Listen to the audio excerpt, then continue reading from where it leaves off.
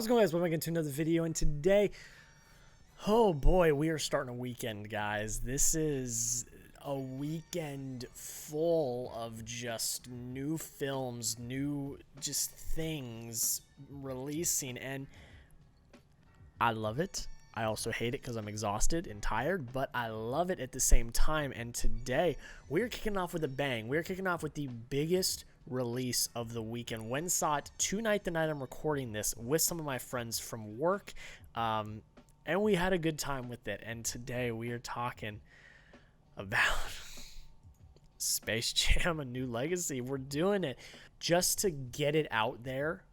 I walked in with the lowest of the low expectations. I didn't know what to expect. I didn't think it would be great. I just didn't really know what was going to happen, but I was like, hey, it's gonna be entertaining. I've heard about all of like the Easter eggs and cameos to Warner Brothers, and you got LeBron, so okay, let's go check it out. And I don't know if it was those really lowered expectations or what. I don't know what it was, but I ended up enjoying it for what it was. So I think without further ado, let's just kind of get into it. So the first thing that I really enjoyed was this new twist on this now franchise. I don't want to say that there's going to be another one. I think that we're fine with two, but new twist on the story basically. And we go more modern. It's based around video games and computers and phones and things like that. And there is actually more stakes here, I think, than the first one. I don't remember. Okay, so I haven't seen the first one in a long time, so I don't remember entirely the stakes of the first one. But there are some actual stakes here with people involved, and like LeBron kind of saving all of these people. So that's kind of corny and cheesy. I'm not gonna lie. And this film is a lot of corny and cheesiness, but I like that they went that way, kind of, because it just is fresh. You could have kind of stuck with what the formula was, but instead they decided to give it a modern twist, and I liked that. I liked where they went with that. It was cool. It was fun. Don Mother Effin Cheadle. Now, I love this man. He's awesome. I love him as War Machine. He's great. He is having an absolute ball, pun intended, with this film. He is having the time of his life. He is just having so much fun. You can tell because he gives a really, really awesome performance. He flips emotions on a dime, and it's like clockwork, and I just really have to respect that because that's not an easy thing to do. And you can just tell that he really is going all in with it and having a blast. I mean, it's so contagious. We were in a sold out theater. Like, there were no seats open in this theater. A lot of kids, a lot of crying babies, but you could tell everyone was getting involved. They were having fun. They were laughing. It was a good time, and Don Cheadle is one of the main reasons why, because he carried it with his charisma and his enthusiasm. It was absolutely fantastic. The Warner Brothers cameos were cool. I mean, you come into like, and look, this is a spoiler review, so if I spoil anything, I'm sorry. You come into this server sphere of Warner Brothers, and you've got DC Land, and you've got like, they're like planets, and you've got Westeros from Game of Thrones, and you got the Matrix, and all of these different worlds and universes, and there's they reenact a scene out of Mad Max Fury Road. It's okay.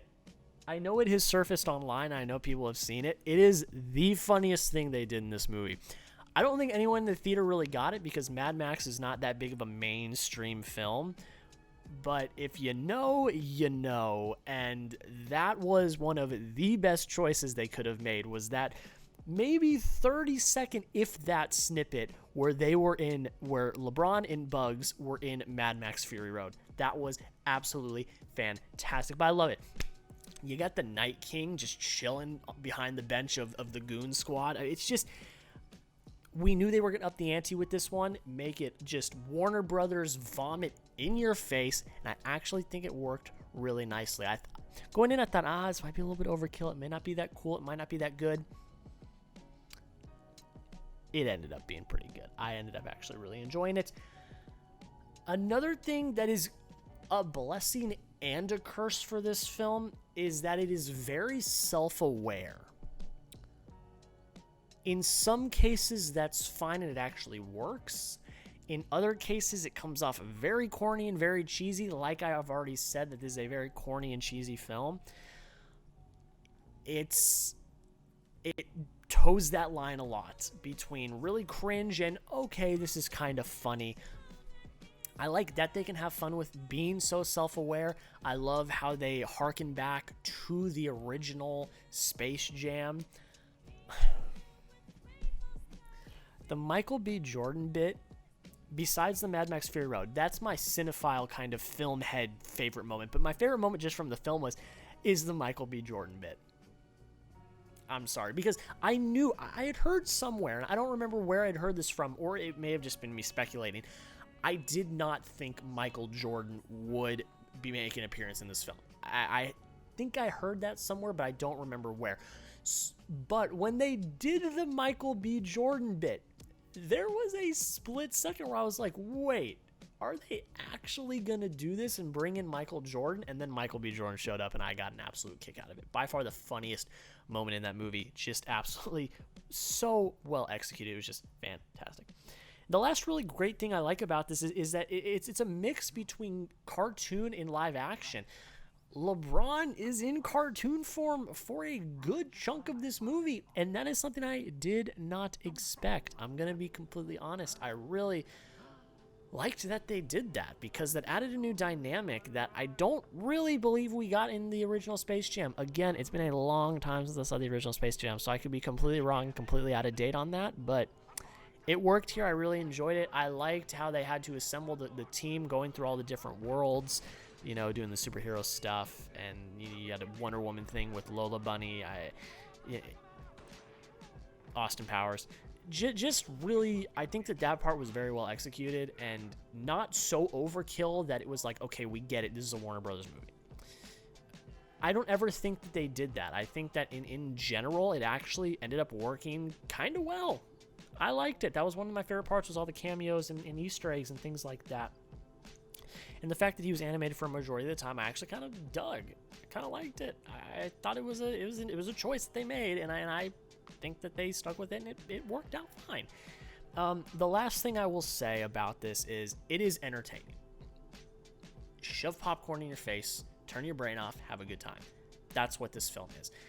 This is not a film for the cinephiles and for the people that are going to be hypercritical about it, which is what I'm about to do.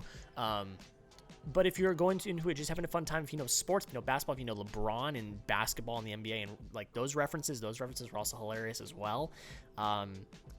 It just is fun. It's fun, and that's really as far as I can say, because in the end, the basketball game was fun. I had a cool time with it. Put a smile on my face. So those are the positives, but the negatives. LeBron's not an actor. He's just not an actor. And you can tell. Now, when he's having fun, it actually is fine. Honestly. When he's having fun, it's like, he seems like he's in his element, and he's actually fine. It's the moments where he's trying to be serious where it really shows that LeBron James is a basketball player. He is not an actor. And it is so self-aware. It's so self-aware that he even makes a comment at the beginning of the movie like, we've seen athletes go on to acting, and it never ends well. Now, I don't want to say that this didn't end well, but LeBron is not an actor. LeBron James is not an actor. But you know what? He had fun, and that's fine. All right, let's get into some actual critical stuff that I didn't like. And really, it comes down to the writing. I think the writing's a little bit of a mess. And a lot of it has to do with the motive of our villain. I think it's very weak. I think it's very weakly written. I think it is kind of a cop-out. I did not like that. Don Cheadle's performance is separate from this, because he takes what he's given and he takes it to the fullest of his ability and makes it very memorable. That's not what I'm talking about here. I'm merely talking about the plot and storyline and why we are where we are in this film. I didn't dig it. Didn't buy it. Didn't like it. Saw what they were trying to do. They tried to hit a home run. They hit a nice little weak pop fly to the first baseman. Just didn't work. That's kind of the really biggest thing that comes down to it here, because technically it's solid. I wouldn't say it's bad. I said this on Twitter and on Instagram. It's the definition of fine. That's literally what it is. The technical aspects are fine. The direction is fine. I think the writing is the part that struggles, and LeBron's performance. That's really where you see the struggles in this film. By far not a perfect film. Did I have fun? Yes. But this is not a great film. I wouldn't even say it's a really good film. I think it's fine. It's fine. But you know what? The fact that it's fine actually made me walk out of the theater saying, that was better than I thought it was going to be. Which surprised me, because going in, I was not convinced that it was going to be that good. And maybe those low expectations are the reason why I ended up enjoying it as much as I did. But it was fine. That's really all I'm going to say, and that's how I'm going to wrap it up. And I think without further ado, let's get into the point breakdown. Sorry, I just got home. This is what I do for you guys. It is 11:30 at night. It's the start of my weekend. I just got an eyelash in my eye, so we're really living life here right now. All right, point breakdown time. Entertainment, 18 out of 20. It was entertaining. What can I say? Had a good time with it. Performances, 15 out of 20. Fine, besides LeBron. Don Cheadle adds some points because of how good his performance actually was. Direction, 7 out of 10. It was fine. Writing, I did give a 5 out of 10. Like I said, I think the writing is actually pretty poor in here. I think a lot of other aspects contribute to it being better than it actually is writing-wise. The writing is pretty poor. Motion, 7 out of 10. It's fine. I gave the score 3 out of 5. Didn't really hear much of a score. It was a lot more like a soundtrack, so I gave it kind of just middle of the road. Pacing, 3 out of 5. Fine. I don't really have anything to do. Rewatchability, 4 out of 5. I'd rewatch it again, and an automatic 5 out of 5 points. So if you did the math, that means I gave Space Jam A New Legacy 75 out of 100. And I'm really struggling over here with this damn eyelash in my eye. But I want you guys to let me know down below in the comments, what did you think of Space Jam 2? Did you like it? Did you hate it? Let me know why. Still think the first one's better. The first one's absolutely a classic, but I think this is a very satisfying sequel. I don't think it's as bad as people thought it was going to be. It's not as bad as I thought it was going to be. I ended up having fun with it. It's fine.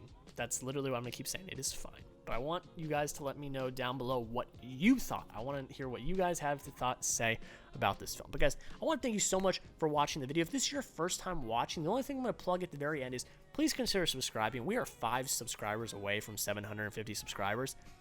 We're almost there. If you haven't already, could you maybe help me out? If you enjoyed the content, that is. If you like this, I've got a lot more reviews coming out. Next week is like Review Palooza, because there are so many movies that came out this weekend. Like Gunpowder Milkshake. I'm going to try to get Pig. I don't know if I'm going to see Pig this weekend. I'm going to try Escape Room 2. My review for No Sudden Move, which came out a few weeks ago from Steven Soderbergh, is coming out next week. Lots of great stuff's coming out. We also do Logic reactions. We do rankings. We do MCU content. We do live streams, Blu-ray content, all of that good stuff. If any of that piques your interest, please consider subscribing. We're going to try to hit 1,000 subscribers by the end of the year. Very lofty goal, but I think we might be able to do it. But I really do appreciate you guys. I want to thank you all so much for watching. Have a great rest of your day, and we'll see you in the next video.